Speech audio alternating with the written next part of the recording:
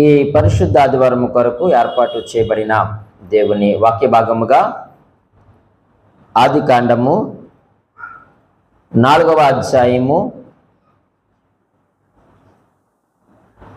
3-4 వచనములను మనము ధ్యానం చేసుకుందాం. ఇలాగూ రాయబడి ఉంది. కొంతకాలమైన తరువాత కయ్యూను తన పొలము పంటలో కొంత యెహోవాకు అర్పణగా తెచ్చెను. హేబేలు కూడా తన మందలో తొలుచూలును పుట్టిన వాటిలో క్రొవ్విన వాటిని కొన్ని తెచ్చెను.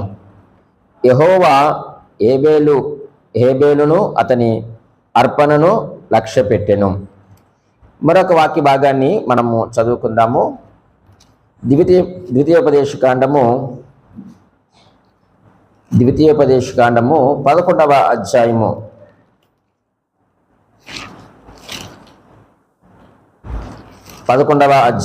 11వ వచనములో ఇలాగూ రాయబడి ఉంది. 11-12 వచనాలు కూడా మనము చదువుకుందాం. మీరు నది దాటి స్వాధీనపరుచుకున్నటకు వెళ్ళుచున్న దేశము కొండలు లోయలు గల దేశము. అది ఆకాశ వర్ష జలము త్రాగును. అది నీ దేవుడని యెహోవా లక్ష్యపెట్టు దేశము. నీ దేవుడని యెహోవా కన్నులు సంవత్సరాది మొదలుకొని సంవత్సరాంతము వరకు ఎల్లప్పుడూ దాని మీద ఉండును. మరొక వాక్య భాగాన్ని మనము చదువుకుందాం. ఇది చివరి భాగము. 1 సమూయేలు గ్రంథము 16వ అధ్యాయము 7వ వచనములో ఇలాగూ రాయబడి ఉంది. 1 సమూయేలు గ్రంథము 16వ అధ్యాయము 7వ వచనం ఇలాగూ రాయబడి ఉంది. అయితే యెహోవా సమూయేలుతో ఇలాగూ సెలవిచ్చెను, అతని రూపమును అతని ఎత్తును లక్ష్య పెట్టకము. మనుషులు లక్ష్య పెట్టు వాటిని యెహోవా లక్ష్య పెట్టడు. నేను అతని త్రోసివేసి ఉన్నాను. మనుషులు పై రూపమును లక్ష్య పెట్టుదురు గాని యెహోవా హృదయమును లక్ష్య పెట్టును. దేవుడు తన పరిశుద్ధ వాక్యము మన వెనుకడిలో దీవించి ఆశీర్వదించును గాక. ప్రభువునందు ప్రియమైన దేవుని సంగమా, మనము చదివిన ఈ 3 లేఖన భాగములలో ఒక కామన్ పాయింట్ ఉంది. ఏంటో చెప్పగలరా? లక్ష్య పెట్టుట. ఎస్, ఈ 3 వచనంలో ఉన్నటువంటి ఒకే ఒక మాట ఏమిటయ్యారంటే లక్ష్య పెట్టుట. ఈరోజు మన యొక్క వాక్యాంశం ఏమిటంటే దేవుడు లక్ష్య పెట్టునవి. దేవుడు వేటిని లక్ష్య పెడతాడు? అయితే దేవుడు వేటిని లక్ష్య పెడతాడు? ఈ 3 వచనములను ఆధారం చేసుకొని 3 విషయాలు మనము ధ్యానం చేద్దాం. రండి, మొదటి లేఖన భాగముగా మనం దేన్ని చదువుకున్నాము? ఆదికాండము 4వ అధ్యాయము 3-4 వచనాల్లో రాయబడిన మాటలు మనం చూస్తూ ఉన్నాము. ఏమిటయ్యా అంటే, కొంతకాలమైన తర్వాత కయ్యూను పొలము పంటలో కొంత యెహోవాకు అర్పణగా తెచ్చెను. హేబేలు కూడా తన మందలలో తొలుచూలు పుట్టిన వాటిలో క్రొవ్విన వాటిని కొన్ని తెచ్చెను. యెహోవా హేబేలును అతని అర్పణను లక్ష్య పెట్టెను. మొట్టమొదటిగా దేవుడు లక్ష్య పెట్టేవి ఏమిటో చెప్పమంటారా? అర్పణను లక్ష్య పెడతాడు దేవుడు. దేవుడు లక్ష్య పెట్టు అర్పణ. మనుషులు లక్ష్య పెట్టే అర్పణ కాదు ఇది. దేవుడు లక్ష్యమించేటువంటి అర్పణ. దేవుడు వేటిపైన లక్ష్యముంచుతాడయ్యా అంటే, నీవు దేవుని సన్నిధిలోనికి తీసుకొని వచ్చినటువంటి నీ అర్పణ మీద ఆయన ఏముంచుతాడు చెప్పండి? ఏముంచుతాడు? లక్ష్యముంచుతాడు. ఇక్కడ మనం చదివినప్పుడు ఈ యొక్క ప్రారంభ దినాలలో ఏది ప్రారంభ దినాలలో అని అంటే, ఆదాము అవ్వ ఏదైనా తోటలో నుంచి బయటకు గెంటి వేయబడిన తర్వాత కొన్ని దినముల తర్వాత కదా, కొంతకాలమైన తర్వాత, అంటే కయ్యూను హేబేలు కూడా పెద్దవారయ్యి వారి యొక్క వృత్తులు చేసుకున్నటువంటి సమయంలో వారికి ఉన్నటువంటి వారి యొక్క పంటలోను వారి యొక్క మందలోను ప్రథమ ఫలములో దేవుని సన్నిధికి తీసుకొని వచ్చినటువంటి ఆ యొక్క దినములలో దేవుడు దేని లక్ష్యం ఉంచాడంటే వారు అర్పించేటువంటి అర్పణ మీద దేవుడు లక్ష్యం ఉంచాడు. ఇక్కడ మరొక ప్రశ్న వేస్తాను, ఓన్లీ అర్పణ మీదే లక్ష్యం ఉంచాడా, అర్పించిన వ్యక్తి మీద కూడా లక్ష్యం ఉంచాడా దేవుడు? అంతే కదండి. ఏమని రాయబడి ఉంది అక్కడ? ఆ చివరి మాట 4వ అధ్యాయము చివరి వరుసలో ఏమని చూడండి, యెహోవా ఏబేలును అతని అర్పణను లక్ష్యం ఉంచాను. ఈరోజు మనము ఒక అర్పణ మీదే లక్ష్యం ఉంచుతారని మనం అనుకుంటున్నామేమో. కాదు, మన మీద కూడా దేవుడు ఏం చేస్తాడు చెప్పండి, లక్ష్యం ఉంచుతున్నాడు. మరి హేబేలును అతని యొక్క అర్పణను ఆయన లక్ష్యం ఉంచడానికి కారణం ఏంటి? ఎందుకు లక్ష్యం ఉంచారు? చూడండి, కయ్యూను కూడా తను ఏదైతే పని చేస్తున్నాడో ఆ యొక్క పంట పొలంలో నుంచే ఆయన కూడా తీసుకొని వచ్చాడు. హేబేలు కూడా అలాగే చేశాడు, తన యొక్క మందలోకం తెచ్చాడు. కయ్యూను వ్యవసాయం చేసేవాడు కాబట్టి తన యొక్క పంట పొలంలో నుంచి ఆయన ఏం చేశాడు, ఆ యొక్క తొలిచూరు తీసుకొని వచ్చాడు. కానీ దేవుడు హేబేలు యొక్క అర్పణను ఎందుకు లక్ష్యం ఉంచాడు అంటే, రండి హెబ్రీయులకు రాసిన పత్రికలో ఆ అర్పణ కొరకు చాలా మంచి విషయాలు మాట్లాడాడు దేవుడు. హెబ్రీయులకు రాసిన పత్రిక మనందరికీ తెలిసినటువంటి అధ్యాయము. ఎన్ని అధ్యాయము? 11వ అధ్యాయము. చూడండి, చదువుతా ఉన్నాను 4వ వచనము నుండి. 4వ వచనము 2వ వరుస. విశ్వాసమును బట్టి హేబేలు కయ్యూను కంటే శ్రేష్టమైన బలి దేవునికి అర్పించెను. దేవుడు అతని అర్పణలను గూర్చి సాక్ష్యం ఇచ్చినప్పుడు అతడు ఆ విశ్వాసమును బట్టి నీతిమంతుడని సాక్ష్యము పొందెను. అతడు మృతి నొంది ఆ విశ్వాసము ద్వారా మాటలాడుచుండెను. దేవుడు చెప్పిన సాక్ష్యం అండి ఇది, మనుషులు ఎవరో చెప్పలేదు. ఎప్పుడైతే దేవుని సన్నిధిలోనికి నువ్వు అర్పణ తీసుకొని వచ్చావో ఆ యొక్క అర్పణను గురించి, ఆ వ్యక్తిని గురించి ఎవరు సాక్ష్యం చెప్పాలి? ఎవరు సాక్ష్యం చెప్పాలండి? దేవుడే సాక్ష్యం చెప్పాలి. హేబేలు యొక్క అర్పణను, హేబేలును దేవుడు అంగీకరించడానికి గల కారణం ఏమిటయ్యానంటే, హేబేలు హృదయంలో ఏముంది చెప్పండి? విశ్వాసము ఉంది. అదే కదండి మాట్లాడారైనా, విశ్వాసమును బట్టి.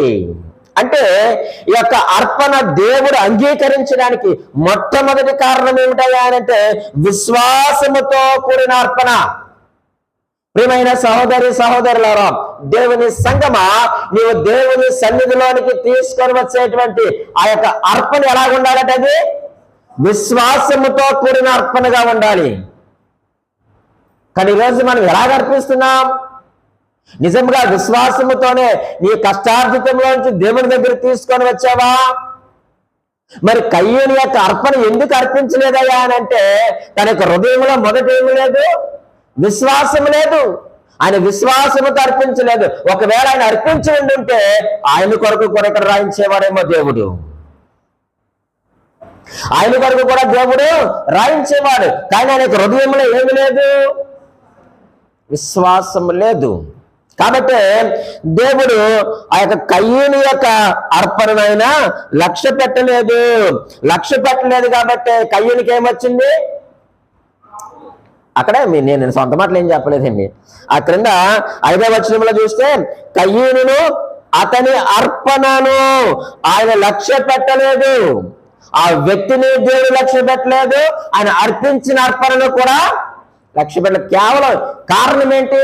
ఇద్దరికి వ్యత్యాసం ఏమిటయ్యారంటే విశ్వాసము. నీ కష్టార్జితంలోనిది నువ్వు తీసినప్పుడు దాని విశ్వాసముతో ఇది దేవుడు నాకు అనుగ్రహించిందని దేవుడు నాకు అనుగ్రహించినాడు కాబట్టి నేను దేవుడికి ఇస్తున్నానటువంటి విశ్వాసమును కనపరచు. అరకొరగా నువ్వు తీయొద్దు. నువ్వు ఇవ్వకపోయినా దేవుడు బాధపడ్డు, కానీ నువ్వు సిరాగ్గా దేవునికి నువ్వు ఇవ్వద్దు.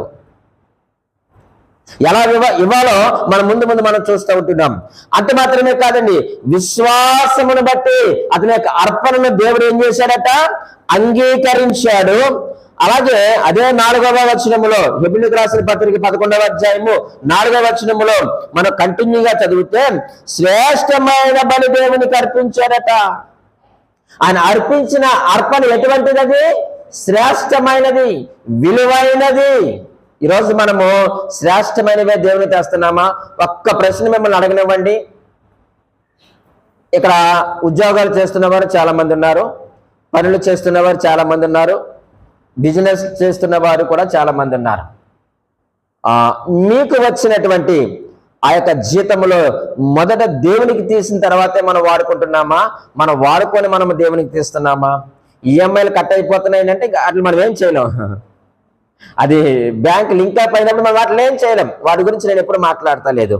నీ చేతికి వచ్చిన తర్వాత మొట్టమొదటిగా నీవు గడపలోనికి వచ్చిన వెంటనే దేవుడు నీకు ఇచ్చిన దాంట్లోంచి ముందు దశమ భాగం తీసిన తర్వాతే నువ్వు మిగిలిన డబ్బులు వాడుకుంటున్నావా? అది శ్రేష్టమైనది. నీవు నీ హృదయము కూడా శ్రేష్టముగా ఉండాలి దేవునికి ఇచ్చినప్పుడు. ఇవేమి నా మాటలేమి కాదు, దేవుని వాక్యం సెలవిస్తా ఉంది. ఆదిలోనే అర్పణ లక్ష్య పెట్టడానికి కారణం ఏమిటయ్యా అని అంటే విశ్వాసము మొదటిది, రెండవది వారు అర్పించేటువంటి అర్పణ ఎటువంటిది చెప్పండి? శ్రేష్టమైనది. ఇక్కడ అర్పణ ఒకటే శ్రేష్టమైనది కాదు, హేబేలు జీవితము కూడా ఎటువంటిది. అంతే కదండి, దేవుడు హేబేలును అతని అర్పణను కూడా లక్ష్య పెట్టిన కారణం ఏంటి? అర్పణ శ్రేష్టమైనది అయితే హేబేలు కూడా శ్రేష్టమైన వాడే.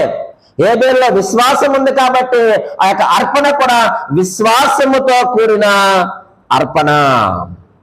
మూడవదిగా మనం అక్కడ ఆలోచన చేస్తే ప్రియమైన వాళ్ళారా, ఇంకా ఆయన ఏమన్నాడయ్యా అని అంటే దేవుడు అతని అర్పణ గూర్చి సాక్ష్యం ఇచ్చినప్పుడు అన్నాం. అంటే ఆ యొక్క అర్పణ ఎటువంటిది అంటే దేవుని చేత సాక్ష్యము పొందిన అర్పణ.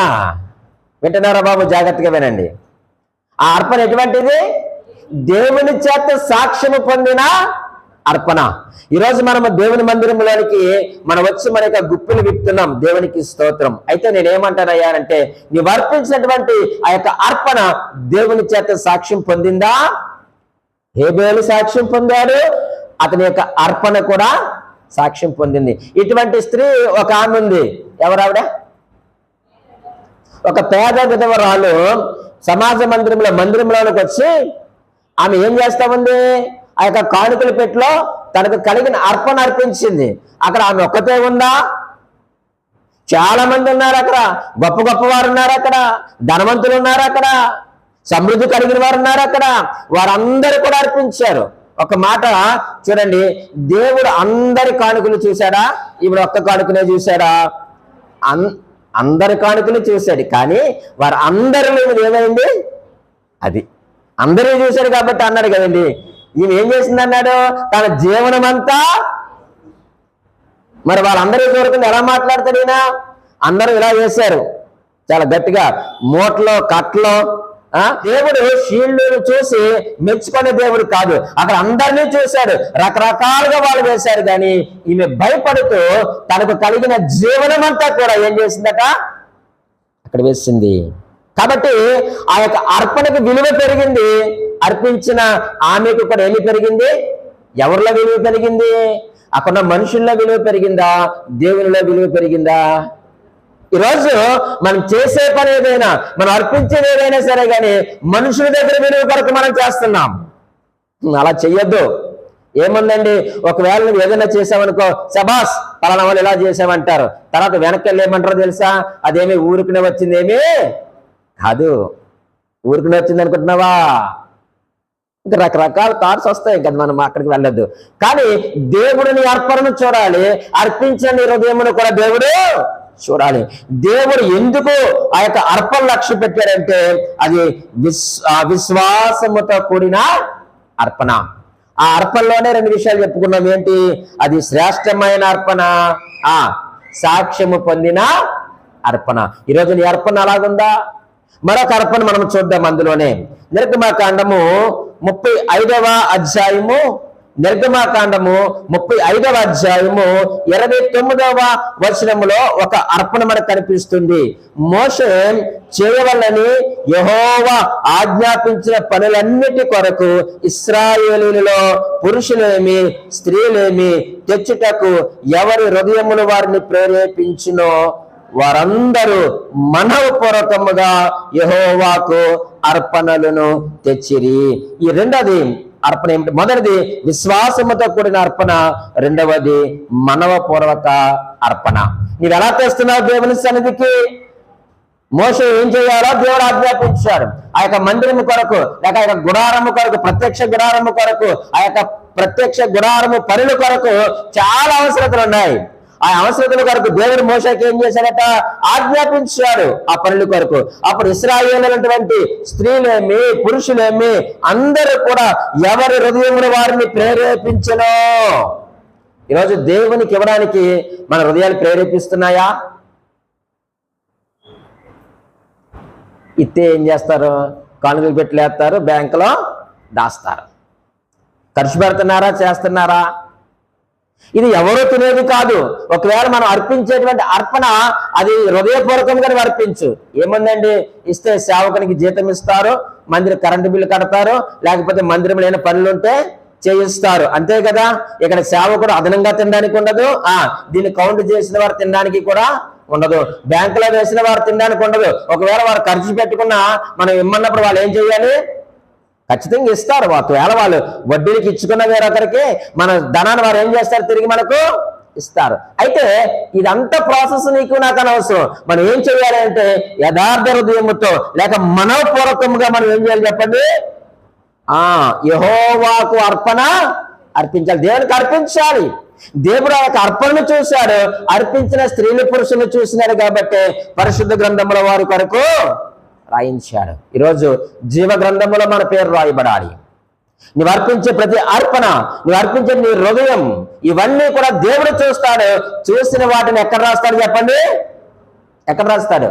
జీవ గ్రంథములో మన పేర్లు లిఖించబడతాయి. నీవు అర్పించిన దానికి ఖచ్చితంగా దేవునికి ప్రతిఫలాన్ని ఇస్తాడు. ఒక మాట అడగనివ్వండి, ఇక్కడ ప్రతిఫలం కావాలా, పరలోకంలో ప్రతిఫలం కావాలా మనకు? అంతే. ఇక్కడ ప్రతిఫలము కొంతకాలమే, 70, 80, 90, 100, 110, 120.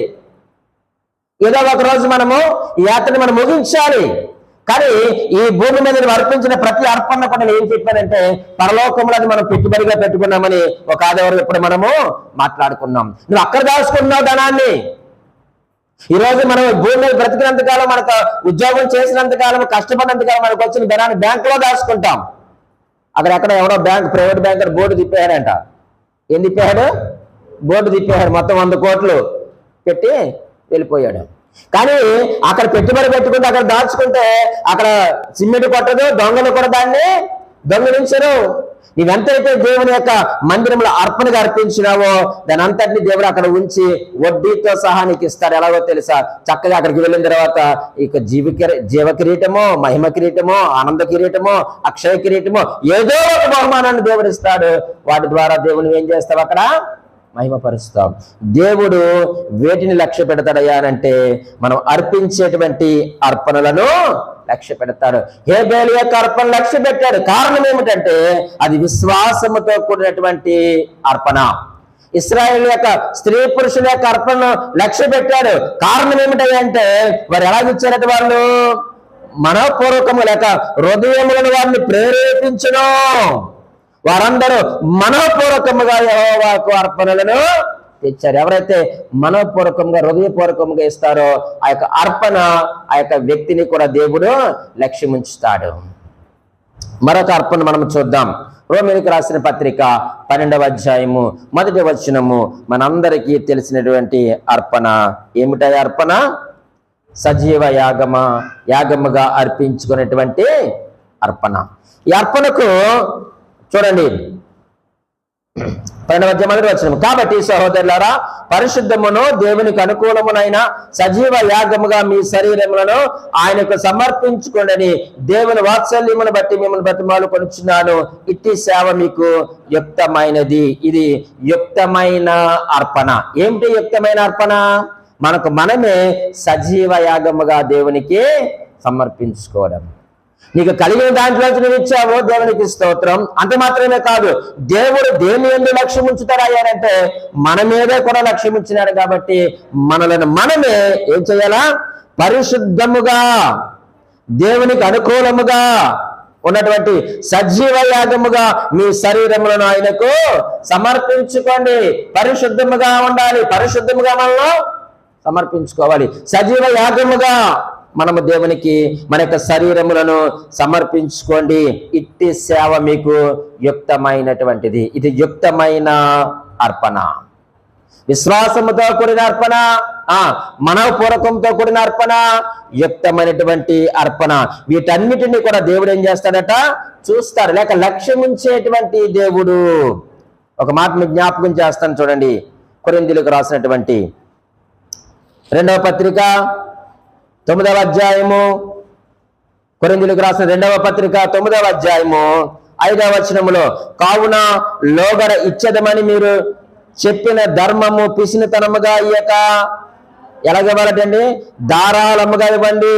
7వ వచనములు అంటున్నారు చూడండి, ఆయన శనుగు కొనకుండగా బలవంతము కాక ఉత్సాహంగా ఇవ్వండి. అలాగ ఇచ్చి వారిని దేవుడు ఏం చేస్తాడట? ప్రేమిస్తాడు.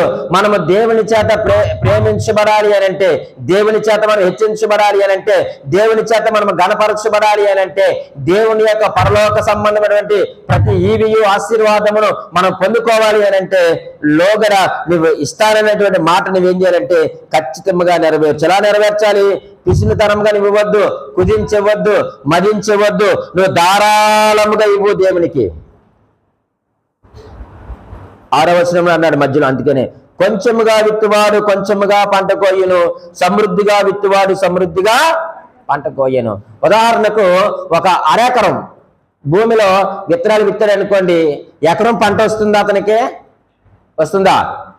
అంటే ఎకరం అంటే తెలుసు కదండి. లేకపోతే ఇప్పుడు ఈ 10 సెంట్ల స్థలంలో విత్తనాలు విత్తి మొత్తం ఈ స్థలం అంతా పంట నేను కోస్తానంటే వస్తుందా? రాదు. నీవు ఎంతైతే విత్తావో ఆ పంటనే కోస్తావు. అలాగే దేవునికి ఎలాగైతే అర్పణ అర్పించినావో దానికి తగినటువంటి ప్రతిఫలాన్ని నువ్వు చూస్తావు. కాబట్టి నువ్వు ఎలాగ ధారాళంగా ఇవ్వు, సరుకు కొనకు, బలవంతంగా కాక ఉత్సాహంగా ఇవ్వు. అటువంటి వారిని దేవుడు ఏం చేస్తాడు? ప్రేమించాడు అన్నారు. అయితే పేద విధవరాలను ప్రేమించినాడు కాబట్టి తన కొరకు గొప్ప సాక్ష్యాన్ని చెప్పాడు. హేబేలు కొరకు సాక్ష్యాన్ని చెప్పినటువంటి దేవుడు, ఇశ్రాయేలు స్త్రీ పురుషుల కొరకు సాక్ష్యం చెప్పినటువంటి దేవుడు, మరి నిన్ను ప్రేమించి నీ కొరకు సాక్ష్యం ఇవ్వడా? ఇస్తాడు దేవుడు. కాబట్టి దేవుడు లక్ష్యం ఉంచేది మొట్టమొదటిగా చెప్పండి అర్పణ. రెండవదిగా మనం ఆలోచన చేద్దాం. 1 సమూయేలు గ్రంథము, మనం చదివిన వాక్య భాగంలోనికే వెళ్దాం. 1 సమూయేలు గ్రంథము 16వ అధ్యాయము 8వ వచనమండి 7వ వచనములో, అయితే యెహోవా సమూయేలుతో ఇలాగు సెలవిచ్చెను, అతని రూపమును అతని ఎత్తును లక్ష్య పెట్టకము, మనుషులు లక్ష్య పెట్టు వాటిని యెహోవా లక్ష్య పెట్టడు. నేను అతని త్రోసివేసి ఉన్నాను. మనుషులు పై రూపమును లక్ష్య పెట్టుదురు గాని యెహోవా హృదయమును లక్ష్య పెట్టును. రెండవదిగా దేవుడు లక్ష్య పెట్టు హృదయము. దేవుడు మన యొక్క హృదయాలు ఏం చేస్తున్నాడు? లక్ష్యం ఉంచినటువంటి దేవుడు మన యొక్క హృదయంలో ఆయన పరిశీలన చేస్తూ ఉన్నాడు. సమూయేలు అనుకున్నాడు, ఆ యొక్క యెషయా కుమారులు చూసి ఇతనే అనుకున్నారు. మొదటి వారం వచ్చాడు, రాగానే అతని యొక్క అందాన్ని చూశాడు, తన యొక్క బలాన్ని చూశాడు, శరీర దృఢత్వాన్ని చూసి దేవుడు కోరుకున్న వారు ఇతనే అని చెప్పేసి ఆయన ఫిక్స్ అయిపోయాడు. సమూయేలు ఏం చూసి ఫిక్స్ అయిపోయాడు? పై రూపాన్ని చూసి, తన యొక్క అందాన్ని చూశాడు, పై రూపాన్ని చూశాడు, తనకి ఎత్తును చూశాడు కదండి, తన యొక్క రూపాన్ని చూశాడు. అతని యొక్క ఎత్తును లక్ష్య పెట్టకము దేవుడు చెప్పాడు. అతని రూపమును అతని ఎత్తును నువ్వు లక్ష్య పెట్టకము. మనుషులు దేన్నైతే చూసి లక్ష్య పెడతారో అది నాకు అసహ్యము. నేను వాటిని లక్ష్య పెట్టను, నేను అతని త్రోసివేశాను. ఒకవేళ మనుషులుగా మనము ఎదుటి వారిని ఏం చూసి మనం లక్ష్యం ఉంచుతున్నామో, వారికి కలిగిన ఆస్తిని బట్ట, వారికి కలిగినటువంటి ఆ కుటుంబాలను బంధుత్వాలను బట్టి, పేరు ప్రఖ్యాతులను బట్టి వారి యందు మనం లక్ష్యం ఉంచుతున్నామా, అటువంటి వారిని దేవుడు త్రోసివేస్తాడు. నెబుకద్నెజరు అనుకున్నాడు, నాకేంటి అనుకున్నాడు, ఇది నేను కట్టించాను, ఇది నాది అనుకున్నాడు. కానీ నెబుకద్నెజరుని దేవుడు ఏం చేశాడు? పక్కన పెట్టేశాడు. ఫరో అనుకున్నాడు, నేను మిమ్మల్ని వెళ్ళనివ్వను, యెహోవా ఎవడు అన్నాడు. యెహోవా ఎవడు? అదే కదండి అన్నాడు. ఇంకేనా మార్చన్నాడు ఆయన. యెహోవా గారు ఎవరు అన్నాడా? యెహోవా ఎవడు అన్నాడు. ఎవడో ఆయనకు చూపించాడులేండి. నెబుకద్నెజరు కూడా నాది, నేను అని గర్వపడ్డాడు. ఇది నేను కట్టించాను, ఈ నగరాలన్నీ నావని తిరుగుతా అనుకున్నాడు. కానీ 7 సంవత్సరాలు ఎక్కడ తిరిగాడు ఆయన? అరణ్యంలో తిరిగాడు. ఎండకు ఎండారు, వానకు తెరిశారు, శరీరం అంతా కూడా వెంట్రుకలు మొలిసే గడ్డి తిన్నారట. రాజభోజనం తిన్నటువంటి నెబుకద్నెజరు ఏం తిన్నాడు? కారణం ఏంటంటే తను తాను చూసుకొని ఇది అయ్యాడు. కానీ దేవుడు ఏమన్నాడంటే, మీరు పై రూపాన్ని మీరు లక్ష్య పెట్టద్దు. మీరు ద్వితీయోపదేశకాండంలో కూడా ఒక మంచి మాట మనం చూద్దాం రండి. ద్వితీయోపదేశకాండము 10వ అధ్యాయము చూద్దామా? 17వ వచనం, 10-17. ఏలయనగా నీ దేవుడైన యెహోవా పరమ దేవుడును పరమ ప్రభువునై ఉన్నాడు. ఆయనే మహాదేవుడు, పరాక్రమవంతుడు, భయంకరుడైన దేవుడు. ఆయన నరుల ముఖమును లక్ష్య పెట్టని వాడు, లంచము పుచ్చుకొనడు. దేవుడు నరుల ముఖమును లక్ష్య పెట్టేవాడు కాదు. ముఖాలు చూసి దేవుడు ఆశీర్వదించే దేవుడు కాదు. ఆయన మన యొక్క ఎత్తుని, మన యొక్క అందాన్ని, మన సౌందర్యాన్ని, మన యొక్క సిక్స్ ప్యాక్ ని చూసి దేవుడు మన లక్ష్య పెట్టేవాడు కాదు, మన ఆశీర్వదించేవాడు కాదు. మరి ఏమిటయ్యా అంటే దేవుడు మన యొక్క హృదయములను పరిశీలన చేస్తాడు. మన యొక్క హృదయములను ఆయన లక్ష్యం ఉంచుతాడు. ఎటువంటి హృదయ లక్ష్యం ఉంచుతాడు ఆయన? చూద్దామా 51వ కీర్తన చూడండి. ఆయన ఎటువంటి హృదయాన్ని లక్ష్య పెడతారో చూడండి. 51వ కీర్తన 17:17 విరిగిన మనసే దేవునికి ఇష్టమైన బలులు. నెంబర్ 1 దేవుడు లక్ష్యం ఉంచేటువంటి హృదయం ఎటువంటిది చెప్పండి? అది విరిగిన మనస్సు. దీనినే ఈ యొక్క వ్యాఖ్యానంలో ఏం రాశారయ్యానంటే దేన మనస్సును దేవుడు లక్ష్యం ఉంచుతారట. ఎవరైతే దేన మనస్సు కలిగి ఉంటారో, ఎవరైతే తగ్గించుకొని ఉంటారో, విరిగిన మనసే దేవునికి ఇష్టమైన బలులు. దేవా, విరిగి నలిగిన హృదయమును నీవు అలక్ష్యము చేయవు. నువ్వు చేసేటువంటి దేవుడు కాదు. ఎందుకు ఆయన దేన మనస్సును కోరుకుంటున్నారంటే ఆయన కూడా దేన మనస్సు కలిగిన వాడు కాబట్టే. మత్తయి సువార్త 11వ అధ్యాయము 29లో మనం చూస్తాము. ఆయన ఎటువంటి మనసు కలిగిన వాడట? ఆయన నేను సాత్వికుడను, దేన మనస్సు గలవాడను. చూడండి, నేను సాత్వికుడను, నేను దేన మనస్సు కలిగిన వాడను. మీరు కూడా దేన మనస్సు కలిగి ఉండండి. మనం ఇందాక మనం చదివినటువంటి కీర్తనలో కూడా అదే నేర్చుకున్నాము. దేన మనసు కలిగిన వారికి ఆయన రక్షణ ఆనందాన్ని ఇస్తారట. 72వ కీర్తన మనం చదివాము. దేన మనసు కలిగిన వారిని నిరాదాయులను ఏం చేస్తారట? విడిపించేటువంటి దేవుడు. ఈ రోజు నువ్వు విడిపించబడాలి అని అంటే నీ చుట్టూ ఏ బంధకం ఉన్నా, ఏ శోధన ఉన్నా, ఏ కష్టం ఉన్నా, ఏ రోగం ఉన్నా, ఏ ఇబ్బంది ఉన్నా, ఏ శత్రువుని ఉన్నా, నీ దేన మనస్సు కలిగి నీ హృదయం దేవునికి సమర్పించుకో, దేవునికి అర్పించుకో. నీ దేన మనసు చూసి దేవుడు నిన్ను విడిపిస్తాడు. అంతే కదండి? ఏమి చూసి విడిపిస్తాడు దేవుడు? 72వ కీర్తన 12వ వచనములో దరిద్రులు మర్ర పెట్టగా, 72వ కీర్తన 12వ వచనము, దరిద్రులు మర్ర పెట్టగా అతడు వారిని విడిపించును, దీనులను నిరాధారులను అతడు విడిపించును.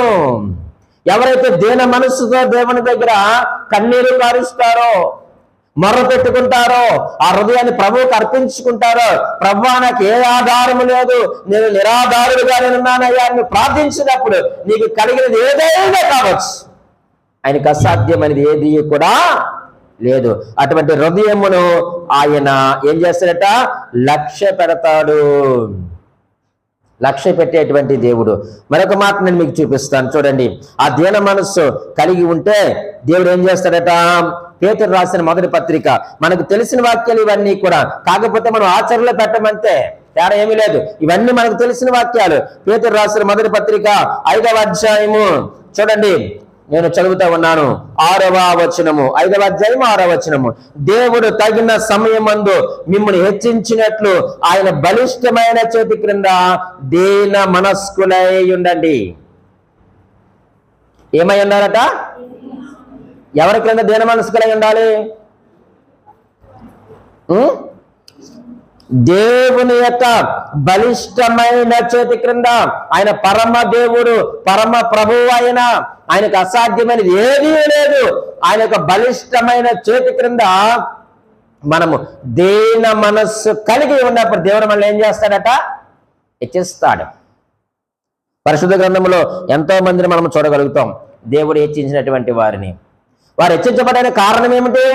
వారు తగ్గించుకున్నారు కాబట్టి, వారు దేన మనస్సు కలిగి ఉన్నారు కాబట్టి, విరిగిన మనస్సు కలిగి ఉన్నారు కాబట్టి. ఇంకా అద్భుతమైన మాట మీకు చూపించిన చదవని 138వ కీర్తన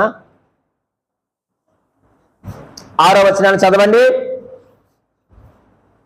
138:6లో యెహోవా మహోన్నతుడైనను ఆయన దీనులను లక్ష్య పెట్టును, ఆయన దూరము నుండి ఎవరిని చూస్తాడట? అంతే, వాళ్ళు కూడా మనకు వద్దు కానీ ఆయన ఎవరు యందు లక్ష్యం ఉంచాడో వారి గురించి మనం ఆలోచన చేద్దాం. వారు ఎవరు? దీనులను లక్ష్య పెట్టేవాడు. ఏ విషయంలో దీనత్వము కలిగి ఉండాలి? చిరుపని బట్టలు కట్టుకొని నేను దీనునండి అంటే కుదురుతుందా? అప్పుడప్పుడు కొంతమంది అక్కడికి వస్తూ ఉంటారు, అయ్యగారు మాకేమీ లేదండి అని చెప్పేసి ఒక మాసిపోయిన సీరో నలిగిపోయిన బట్టలు వేసుకొని ఎలా వస్తారంటే దీనత్వంతో వస్తారు. అది దీనత్వము కాదు. అవును, మాసిపోతే ఉతుక్కో, బట్టలు కొత్తగా ఉంటాయిగా, అంతే కదండి. అది దీనత్వము కాదు. మన యొక్క హృదయములో దీనత్వం ఉండాలి, మన యొక్క క్రియలలో దీనత్వం ఉండాలి, మన యొక్క మాటలలో దీనత్వం ఉండాలి. కాబట్టి ఆయన ఎవరట? యెహోవా మహోన్నతుడైనను. ఆయన ఎవరి దగ్గర నివసిస్తాడు చెప్పండి? అక్కడున్న మాట ఏంటి? అది దీనులు. ఇంకా దీనికి మంచి మాట మనం జోడిస్తే యెషయా గ్రంథము 57వ అధ్యాయంలో ఈ మాట బాగుంటుందండి. యెషయా గ్రంథము 57వ అధ్యాయంలో 15వ వచనంలో చూడండి ఎంత చక్కని మాట మాట్లాడుతున్నాడు ఆయన. మహాగణుడు, మహోన్నతుడును, పరిశుద్ధుడును, నిత్య నివాసి వాడు ఇలాగ సెలవిచ్చుచున్నాడు, నేను మహోన్నతమైన స్థలములలో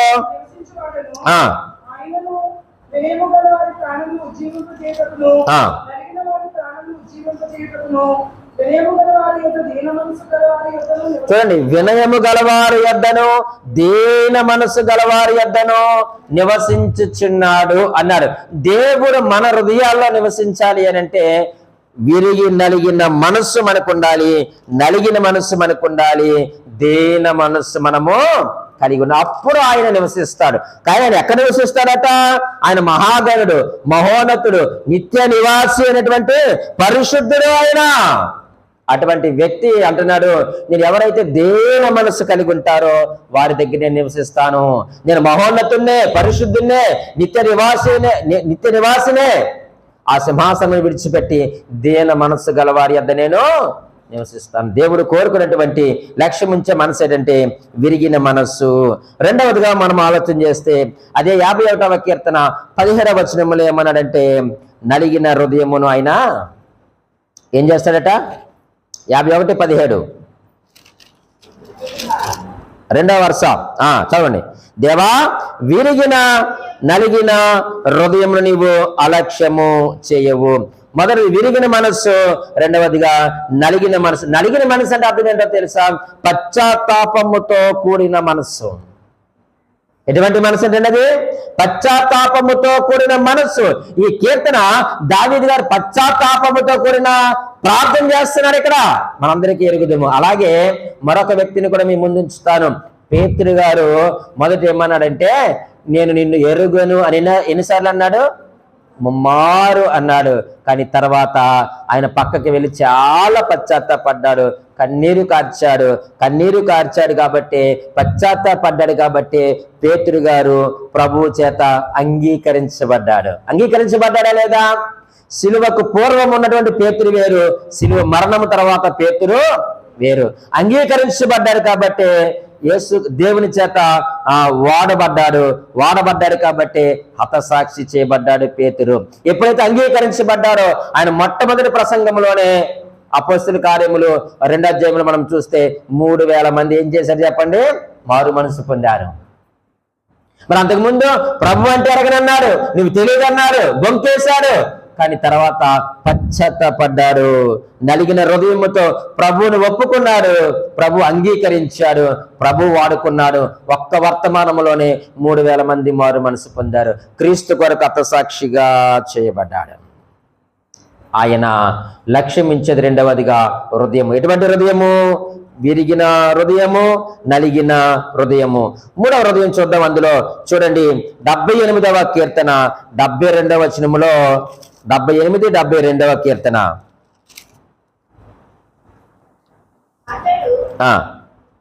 యథార్థ హృదయుడై వారిని పాలించెను అనే మాట. అంటే దేవుడు ఏ హృదయాన్ని చూస్తాడయ్యా అని అంటే యథార్థ హృదయాలను చూస్తాడు.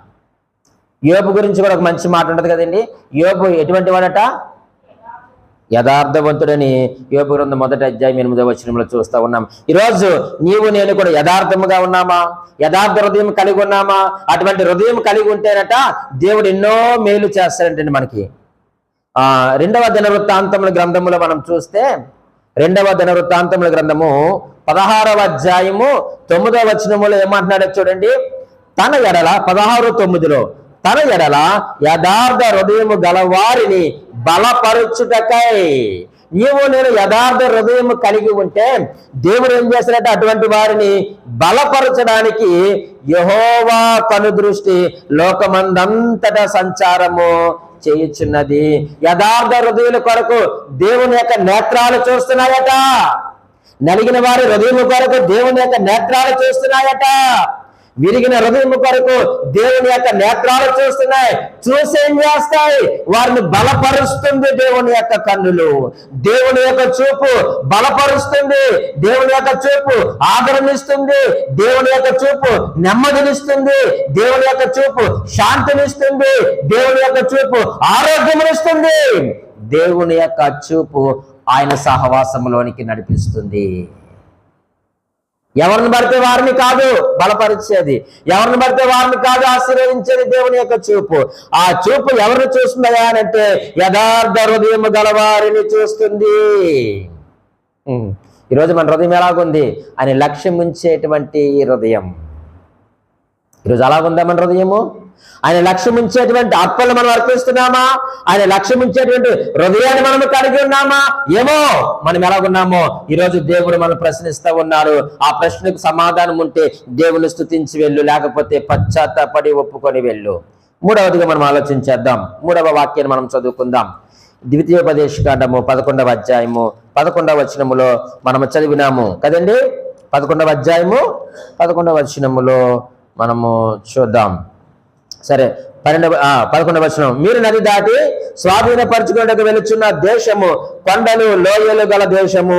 12వ వచనం అన్నాడు, అది ఆకాశ వర్ష జలము త్రాగును, అది నీ దేవుడని యెహోవా లక్ష్య పెట్టు దేశము.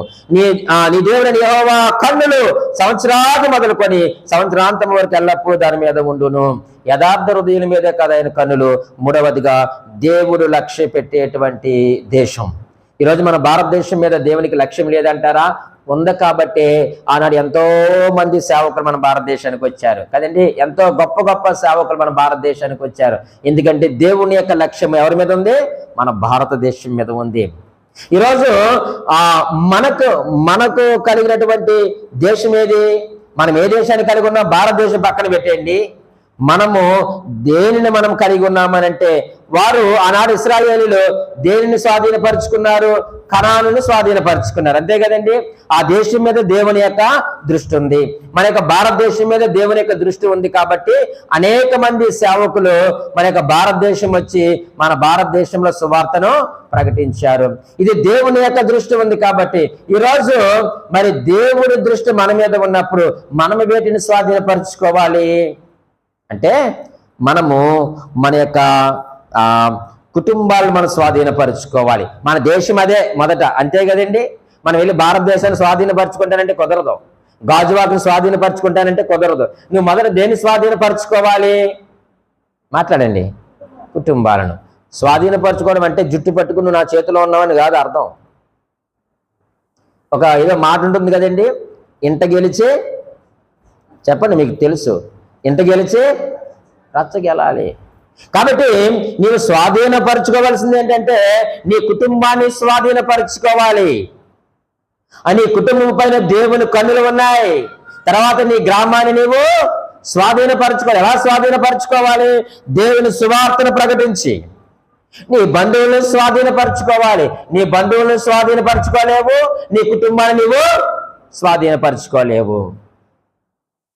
మరి వీరిని మనం స్వాధీనపరచుకోకపోతే నీవు సంఘాన్ని ఏమి స్వాధీనపరచుకుంటావు? లేక సమాజాన్ని ఏమి స్వాధీనపరుస్తావు? నువ్వు దేవునికి అప్పగించడం స్వాధీనపరచుకోవడం అంటే మనం పరిపాలన చేస్తామని కాదు. అందుకే దేవుడు ఏమన్నాడంటే, మీరు స్వాధీనపరచుకుని పోవు ఆ యొక్క ప్రదేశం ఎటువంటిదట? కొండలు లోయలు కలిగినటువంటివి. నువ్వు కొండలు లోయలు కలిగినటువంటి వాటిని ప్రవేశిస్తున్నావు, కానీ దానిపైన నా కన్నులు ఉన్నాయి. అందుకే 23వ కీర్తనలో 4వ వచనంలో మనం చూస్తాం ఏమిటి? గాఢాంధకారపు లోయల్లో నేను సంచరించినను ఏ అపాయమునకు నేను భయపడి. ఎందుకు భయపడ్ను? నీవు నాకు తోడై ఉన్నావు, నీ కన్నులు చూస్తా ఉన్నాయి, నేను ఏ గాఢాంధకారపు లోయల్లో వెళ్తున్నానో, ఏ కొండల్లో ప్రవేశిస్తున్నానో, ఏ లోయల్లో ప్రవేశిస్తున్నానో ఆ స్థలము పైన నీ కన్నులు ఉన్నాయి, నువ్వు చూస్తున్నావు కాబట్టి నేను భయపడ్ను. ఈరోజు నా కుటుంబంలో ఎన్నో కొండలు లోయలు ఉన్నాయి, నేను భయపడిన కారణం ఏమిటంటే నీవు నాకు తోడైందువు, నీ దుడ్డు కర్రయు నీ దండము నన్ను ఆదరించును, నన్ను ఆదరించేవారు నువ్వు ఉన్నావయ్యా. నాకు కలిగిన శ్రమ ఏ పాటిది, నాకు వచ్చిన నష్టం ఏ పాటిది, కష్టం ఏ పాటిది, శోధన ఏ పాటిది? అవే కొండల లోయలంటే అయ్యే మనకు, అంతకుమించి ఏమున్నాయి? వాటిని చూసి అయ్యో ఇలాగైపోయింది ఏమిటి, ఇలాగొచ్చింది ఏమిటి, ఏమిటి పరిస్థితిని అనుకోవద్దు. ఎందుకంటే ప్రియమైన వారులారా, అది నీ దేవుడని యెహోవా లక్ష్య పెట్టు దేశము. అక్కడ కొండలు ఉన్నాయా? ఉన్నాయి, ఉండనివ్వండి. ఆయన చూస్తున్నాడు ఆ కొండల్ని. అక్కడ మనల్ని ఏం చేస్తాడు? ఆయన ఆదరించేటువంటి దేవుడు, అక్కడ మనకు తోడైనటువంటి దేవుడు. మరొక మాటను కూడా మనం చూద్దామా? 84వ కీర్తన 6వ వచనములో మనం చూస్తే అక్కడ ఇశ్రాయేలు పాడుతా ఉన్నారు మంచి పాట. 84:6లో వారు బాకా లోయలో బడి వెళ్ళుచు దానిని జలమయముగా చేయుదురు. బాకాలోయ, బాధలోయ, శ్రమలోయ. ఎందుకంటే ఆ యొక్క కొండలు చాలా సూదుగా ఉంటాయంటండి. వారు ప్రయాణం చేస్తా ఉన్నప్పుడు అవి గుచ్చుకున్న, కాలు జారిన, ఆ లోయలో పడిపోయినప్పుడు భయంకరమైనటువంటి సూదైనటువంటి రాళ్ళు ఉండేయట. అందుకే వారు ప్రయాణం చేస్తుంటున్నారు, నేను బాకా లోయలో పడి వెళ్ళుచున్నాను, అయినా సరే నేను భయపడ్ను. ఎందుకంటే ఆయన దాన్ని చూస్తా ఉన్నారు, దాన్ని జలమయముగా చేస్తారు ఆయన. తొలకరి వాన దానిని దీవెనలతో కప్పును. నేను నా దేవుని యొక్క నడిపింపులో ఉన్నాను. నేను ఎక్కడికి వెళ్ళినా, గాఢాంధకారపు లోయలోకి వెళ్ళినా, బాకా లోయలోకి వెళ్ళినా నేను భయపడను, నేను జరియను. ఎందుకంటే ఆయన లక్ష్యం ఉంచినాడు కాబట్టి ఆయన నడిపింపులో నేను వెళ్ళిపోతా ఉన్నాను. మొదటిది కొండలు లోయలో ఉన్నటువంటిది. రెండవది మన 12వ వచనంలో మనం చూస్తే ఏమని చెప్పి, అది ఆకాశ వర్ష జలము త్రాగును అన్నాడు. ఈ మాటకు ఒక మంచి మాట హెబ్రీయులకు రాసిన పత్రికలో పౌలు గారు వివరించారు. చూడండి, హెబ్రీయులకు రాసిన పత్రిక 6వ అధ్యాయము. ఈ మాట నాకు బాగా ఇష్టమైనటువంటి మాట, నచ్చింది. ఈ వాక్యాన్ని చదువుతా ఉన్నప్పుడు దేవుడిచ్చినటువంటి తలంపు. 6వ అధ్యాయము చూడండి 7వ వచనములో రాయబడినటువంటి మాటను చదువుతా ఉన్నాను. ఎట్లనగా భూమి తన మీద తరచుగా కురి వర్షమును త్రాగి ఎవరి కొరకు వ్యవసాయము చేయబడినో వారికి అనుకూలమైన పైరులను ఫలించుచు దేవుని ఆశీర్వచనము పొందును. 8వ వచనంలో అయితే ముండ్ల తుప్పలను గచ్చ తీగలను దాని మీద పెరిగిన ఎడల అది పనికిరానిదని విసర్జింపబడి శాపము పొందదగినదగును, తొదకది కాల్చివేయబడును. చూడండి, ఈ వర్షం వచ్చి ఏం చేస్తుందట? భూమిని తడుపుతుంది. భూమిని తడుపునప్పుడు ఆ యొక్క వర్షాన్ని భూమి ఏం చేస్తుంది? త్రాగుతుంది. అదే కదా, త్రాగుతుంది. త్రాగి ఏం చేస్తుంది? ఎవరి కొరకు వ్యవసాయం చేయబడినో వారికి అనుకూలమైన పైరునిస్తా ఉంది. సరే, భూమి సంగతి పక్కన పెడదాం. వర్షం వచ్చినప్పుడు అది త్రాగుతుంది. త్రాగిన తర్వాత గోంగూర కావాల్సిన గోంగూర ఇస్తుంది, కొత్తిమీర కావాల్సిన కొత్తిమీర ఇస్తుంది, కరివేపాకు కావాల్సిన కరివేపాకు ఇస్తుంది, వరి కావలసిన వారికి వరినిస్తుంది. అక్కడ వరకు బాగానే ఉంది. ఇప్పుడు ఇక్కడ భూమితో మనం పోల్చుకుందాం, వర్షాన్ని వాక్యంతో మనం పోల్చుకుందాం. ప్రతి ఆదివారం మనకు వాక్యం వినిపించబడుతుంది కదా, ప్రతి శనివారం మనకు వాక్యం వినిపించబడుతుంది కదా, ప్రతి గృహ కూడికలో ప్రార్థన వినిపించబడుతుంది కదా. మరి అన్ని సమయాల్లో కూడా దేవుని యొక్క వాక్యం అనేటువంటి ఆ యొక్క జలములను తాగుతున్నావు. మరి దేవునికి అనుకూలమైన పైరుని ఇస్తున్నావా? భూమి ఎవరైతే వ్యవసాయం చేస్తున్నాడో, పంట వేశాడో వారికి అనుకూలమైనటువంటి పైరునిస్తుంది. మరి దేవుని వాక్యం అనే జలములను త్రాగుచున్నటువంటి నీవు మరి దేవునికి అనుకూలమైనటువంటి పైరుని ఇవ్వగలుగుతున్నావా? దేవుని కొరకు మనం ఫలించగలుగుతున్నామా? ఒకవేళ ఆ యొక్క వాక్యం అనేటువంటి జలములను కనుక నువ్వు తాగితే ఆత్మ ఫలము నువ్వు ఫలించాలి, నీతి ఫలము నీవు ఫలించాలి, వెలుగు ఫలము నీవు ఫలించాలి, సత్క్రియ అనేటువంటి ఫలము నీవు ఫలించాలి, విశ్వాసం అనేటువంటి ఫలము నీవు ఫలించాలి, ప్రవర్తన అనేటువంటి ఫలము నీవు ఫలించాలి. ఇలా చెప్పుకుంటూ పోతే చాలా ఫలములు మనం ఎవరికి ఇవ్వాలి చెప్పండి? దేవునికి ఇవ్వాల్సిన వారిగా ఉన్నాం. ఇప్పుడు నీ హృదయమును ఆయన లక్ష్య పెట్టాడు, నీ అర్పణ లక్ష్య పెట్టినటువంటి దేవుడు నీ యొక్క దేశమును కూడా ఆయన ఏం చేశాడు చెప్పండి, లక్ష్య పెట్టాడు. ఆ దేశము పైన ఆయన వర్షాన్ని కురిపిస్తా ఉన్నాడు. ఆ యొక్క భూమి ఆ నీళ్లను త్రాగి ఆ యొక్క వ్యవసాయదారునికి కావలసినటువంటి పైరునిస్తా ఉంది. ఈరోజు ఆ భూమి నీవు నేనైతే దేవుని వాక్యమైనటువంటి జలములు త్రాగుతున్న మనము దేవునికి ఏ విధమైన ఫలములు మనం ఇస్తా ఉన్నాము? ఒకవేళ దేవుడు నిన్ను చూసినప్పుడు, నన్ను చూసినప్పుడు ఆయన కోరుకునేటువంటి స్థాయిలో లేకపోతే, ఆయన ఏ ఫలములైతే ఆశించి మన దగ్గరికి వచ్చి చూసినప్పుడు ఆ ఫలములు లేకపోతే, ఒకవేళ మనము కూడా శపించబడతామేమో. అంజూరపు చెట్టు వలె శపించబడితే నువ్వు నేను ఎండిపోతామేమో, ఎండిపోతే మనం విసర్జించబడతామేమో, మనం పనికిరాని వారిగా అయిపోతామేమో, శాపగ్రస్తులుగా మనం అయిపోతామేమో. అలా అయిపోతే తొలుత అది ఏం చేయబడుతున్నట్టు 8వ వచనంలో కాల్చివేయబడును అన్నాడు. నీవు కాల్చివేయబడడం దేవుని చిత్తము కాదు, గాని నీవు ఫలించడము దేవుని చిత్తము, ఆయనతో సహవాసము కలిగి ఉండడము దేవుని చిత్తము, ఆయన రాజ్యములో ఉండడము దేవుని చిత్తము, నీవు బహుగా ఫలించాలని దేవుని చిత్తము. నీవు ఫలించడం ద్వారా దేవునికి మహిమ కలుగుతుందన్న దేవుని యొక్క చిత్తం. దేవుడు లక్ష్య పెట్టినవి మొట్టమొదటిది దేవుడు మన యొక్క అర్పణతో పాటు మనలను లక్ష్య పెడుతున్నాడు. రెండవదిగా మన యొక్క హృదయములను లక్ష్య పెట్టే దేవుడు. మూడవదిగా ఆయన మన యొక్క దేశమును లక్ష్య పెడుతున్నాడు. అంటే మనను మన యొక్క హృదయాలు కూడా ఆయన లక్ష్య పెడుతున్నాడు. మరి ఆయన లక్ష్య పెట్టినప్పుడు ఆయన అనుకున్న రీతిగా నీవు నేను జీవిస్తున్నామో లేదో ఒకసారి మనము ఆలోచన చేసుకుందాం. దేవుడి మాటలు దీవించి ఆశీర్వదించును గాక. ఆమేన్.